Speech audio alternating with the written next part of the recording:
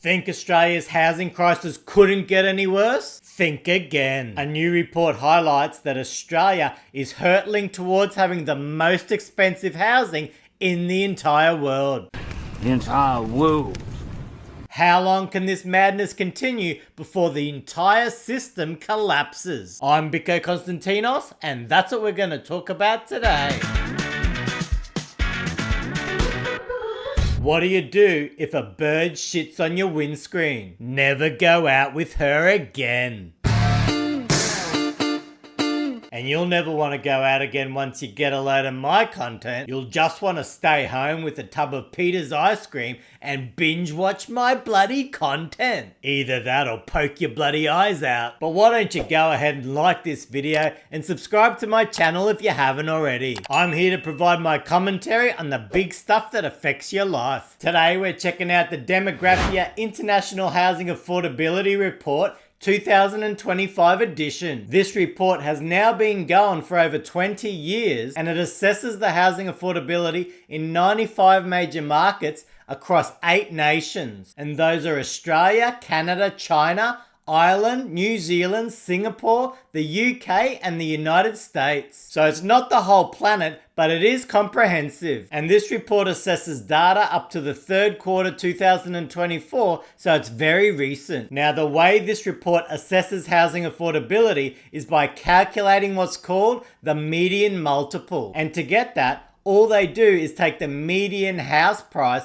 and divide that by the median household income. And based on that median multiple, they've come up with an affordability rating. So if a house price was 3 times or less the median income, that would be classed as affordable. But between 5 and 9 times is classed as severely unaffordable, but over 9 times is classed as impossibly unaffordable. I wonder if any Australian cities fall into that category. Wouldn't bloody surprise me. Now, the rating of impossibly unaffordable was only added to the report last year. Now, houses with that rating are triple what we'd class as affordable. And that's when house prices are 3 times the household income. And the staggering thing about all this is that 3 times was actually the standard 3 decades ago. Now I can understand about things getting more expensive over time due to inflation, but with house prices, it's been on another freaking level. Now let's check out the 15 least affordable cities in the world according to this report. At 15, we've got Miami, USA,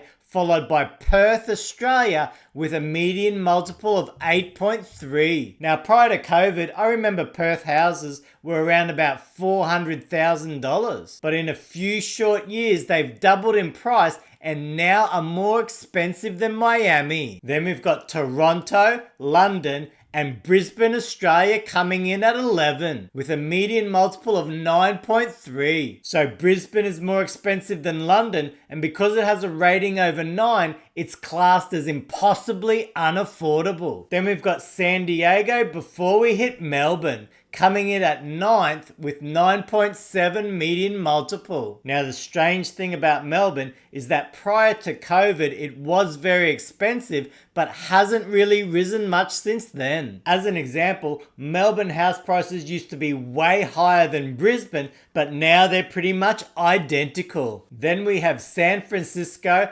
Honolulu, and coming in at 6, Adelaide, Australia, with a median multiple of 10.9. Adelaide freaking Australia! How the bloomin' heck did Adelaide become the 6th least affordable city? It's another place that's seen housing affordability get absolutely destroyed in a very short period of time. Then we have Los Angeles, Vancouver, San Jose, before reaching number 2, Sydney, Australia, with a median multiple of 13.8. I mean, Sydney's an absolute basket case of a housing market, with a median house price now over 1.6 million. So what that means is you'll have to pay 1.6 million for an absolute dog box in Sydney. Can you imagine being a young couple saving up $200,000 and then ending up with a loan of over $1.4 million just for the median priced home? First of all, you You'd have to be a couple on a very high income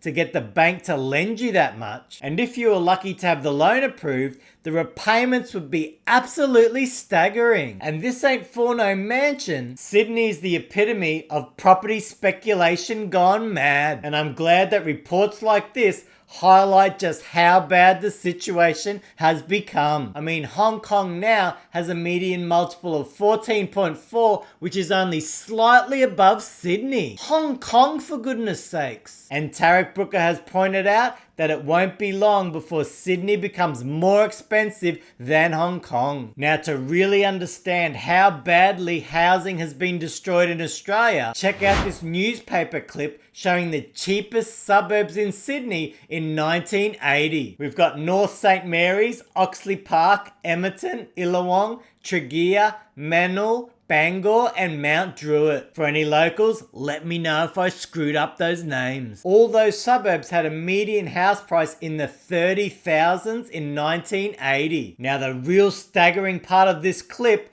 is the 1980s price in today's dollars. So if those house prices only rose in line with inflation, they'd now be sitting around $200,000. Put that in your pipe and smoke it. 200 freaking thousand. And yet look at the current median price. We've got Mount Druitt, which has always been known as a rough area, now with a median house price of 1 million. Mount Druitt? I mean, you just look at these numbers and you shake your head. First home buyers have to go into unimaginable amounts of debt. And what they get for that life-crippling debt is a piece of crap. So Australia now has 5 cities in the top 15 worst affordable in the world. This is an absolute disaster because it's so widespread. It's not like you're living in Melbourne and think, oh, I could just go to Brisbane to get cheaper housing, or maybe Adelaide, because there's no cheaper housing anymore. Australia's housing market is now a global embarrassment,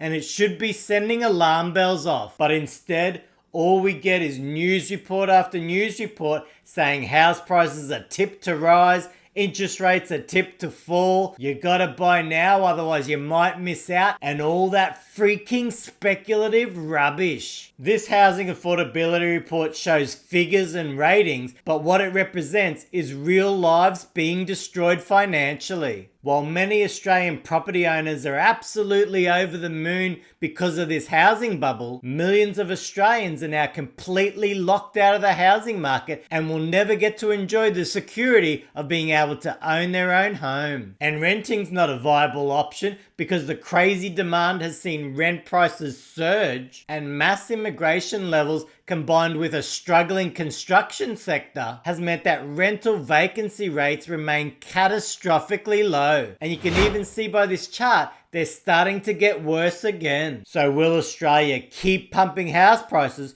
to ensure we have the most expensive housing in the world? Or will we finally say that enough is enough? House prices are too bloody expensive and we need to do something about it. I'm Biko Konstantinos.